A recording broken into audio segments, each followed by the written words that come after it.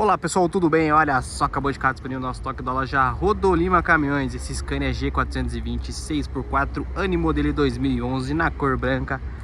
Ele já vem aí com adesivo para personalizar a cabine. E eu vou estar mostrando aí um pouco mais os detalhes dele para você estar acompanhando e verificando aí todo o caminhão de perto. Então bora lá, começando aqui pelos pneus da dianteira. Pneus da marca Bristons 295. Caminhão em suspensão de mola, freio a tambores. Os pneus a tração e pneus da marca X-Bri. Pneus aí se encontra em excelente estado. Tá mostrando aí um pouco mais os detalhes do pneu. Rodas de ferro.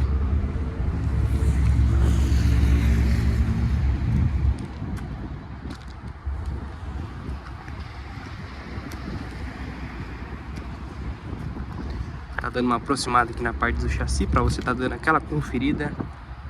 Todos os detalhes.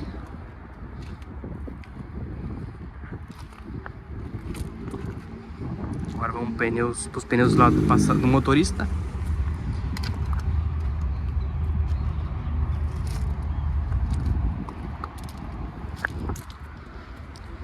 E é isso aí, pessoal, como vocês podem observar, tá bem calçado de pneus.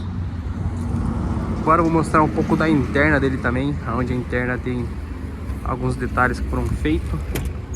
Uma parte do tapete personalizado com couro na cor bege. Caminhão manual com vidros elétricos, ar-condicionado, rádio, climatizador. Caminhãozinho bem completo. Também já vem com bagageiro.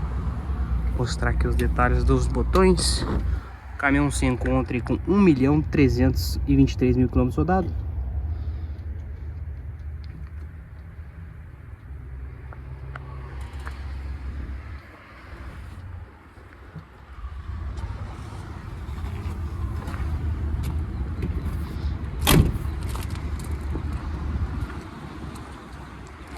E é isso, pessoal, caso você gostou e tenha interesse, essa mercadoria você encontra aí no valor de 270 mil.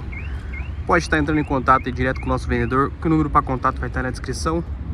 E um forte abraço e até a próxima, galera!